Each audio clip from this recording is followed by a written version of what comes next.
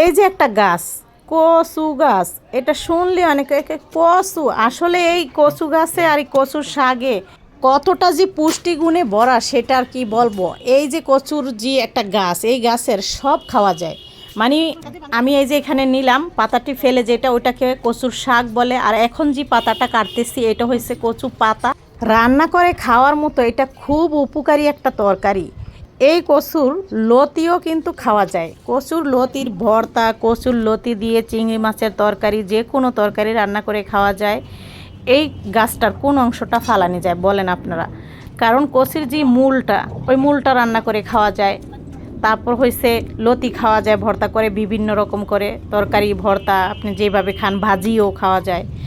তারপর হয়েছে কত রকম করে খাওয়া যায়, তাই না? তারপর হয়েছে গিয়া কচুর শাক, তারপর কচু পাতার যে একদম পাতাটা, ওইটার ভর্তা যদি আপনি করেন, এত সুন্দর সবুজ কালার হইব ভাতের সাথে যখন মাখায় খাইবেন, এতটা সুন্দর সবুজে ভাতটা হয়ে যায়, আর খাইতে অনেক মজা ওই ভর্তাটা। যারা খান না একবার ট্রাই করে দেখবেন, শুধু কচু পাতার ভর্তা। আর এই যে আমরা তো এগুলো লাগাইছি আমার বাবার বাড়িতে, আমার বাবা মা এগুলার টেক কেয়ার করে। তারপর হয়েছে আমরা মাঝখান গিয়ে গিয়ে হয়েছে নিয়ে আসি। তারা হয়েছে ভালো জাতের এই কচু লাগাইছে আর কি। দেখছেনি কত সুন্দর যত্ন করে ফ্রেশ রাখে, আশেপাশের মানুষজনরাও খায়, এরপর হয়েছে আমরাও খাই। অনেক দিন ধরে আমার কচু পাতার ভর্তা খাইতে এত ইচ্ছা করছিল, জানেন না কচু পাতার ভর্তাটা কত যে মজা। তো যাই হোক, কচু দিয়ে যা রান্না করবেন সবই মজা লাগবে। ইলিশ মাছ, চিংড়ি মাছ সব তরকারির সাথেই যায়। এখানে আবার মা হয়েছে কই গাছ, দুন্দুল গাছও লাগাইছে। এখান থেকে আবার আমি কহি দুন্দুলও ছিঁড়ে আনলাম। এই তো লতিগুলোকে এখন তুলে নিলাম। শাক তো আগেই কেটে নিয়েছি, পাতাও আগে কেটে নিয়েছি। এখন হচ্ছে কাটার পালা, রান্না করার পালা। আপনারা দেখবেন, এই দেখুন মাশাল্লাহ পেয়ারাও ধরছে। পেয়ারাগুলো তো তেমন একটা বড় হয় নাই, নয়তো নিয়ে আসতাম।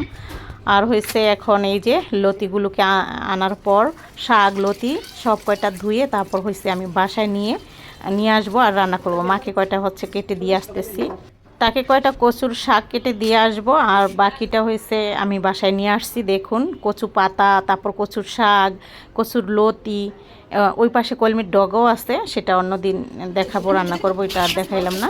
তো দেখুন এখন এই কচুর শাকগুলোকে আমি এরকম বড় বড় করে টুকরা করে, মানে পিস করে সিদ্ধ বসিয়ে দিব। সিদ্ধ বসানোর পর ওই পাশে তো শেপালি আবার কচুর শাক কয়টাকে কাটতেছে। কচুর শাক কটা আজকে রান্না করব না, কাটার পর হচ্ছে ভাপ দিয়ে ফ্রিজে রেখে দিব, কালকে রান্না করব।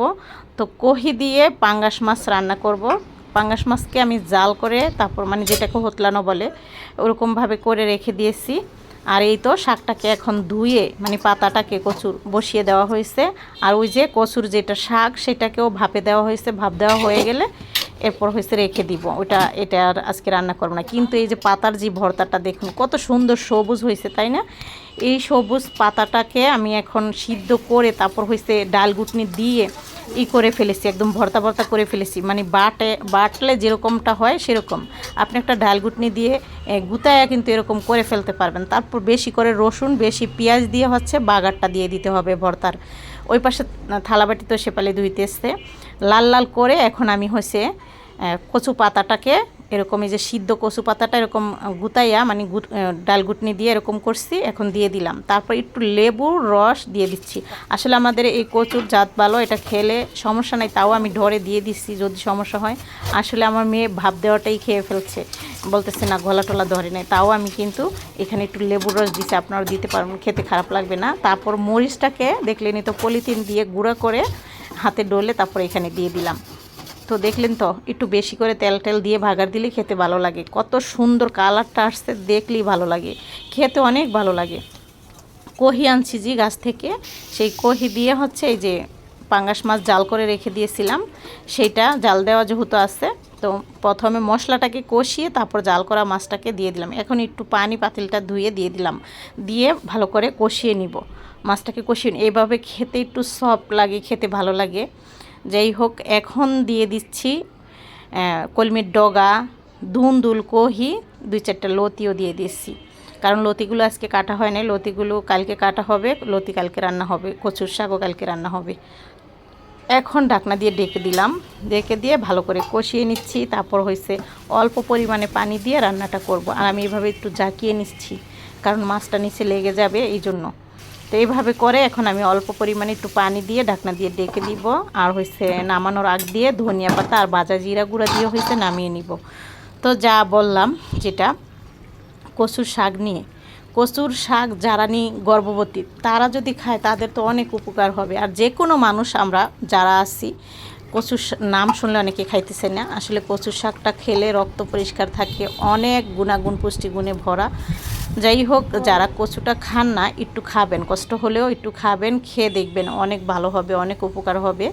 তো এই যে এখানে হচ্ছে আমি টেবিলটাকে ক্লিন করে নিলাম, রান্না করা হয়ে গেছে, সব এক এক করে এখানে আনে রাখবো। তো তরকারিটা নামিয়ে নিয়েছি, কচুর শাকটাও নিয়ে আসলাম। আর বেশি কিছু করবো না, আমরা শুধু দুপুরেই খাবো, বিকেলে আর খাওয়া হবে না। এখন খাওয়া দাওয়া করে যা থাকবে সব শেফালিকে দিয়ে দিব। এভাবেই আমরা সব সময় করি। বিকেলে হয়েছে অন্য কিছু খাওয়া হবে, আর সকালে তো রুটি খাওয়া হয়েছে। তো শেফালি হয়েছে ঘরটা ঝাড়ু দিতেছে, আর 2 মেয়ে খেতে বসছে, ছেলেও খেতে বসেছে। আমি গোসল করে নামাজ পড়ে আপনাদের ভাই আসলে খাবো।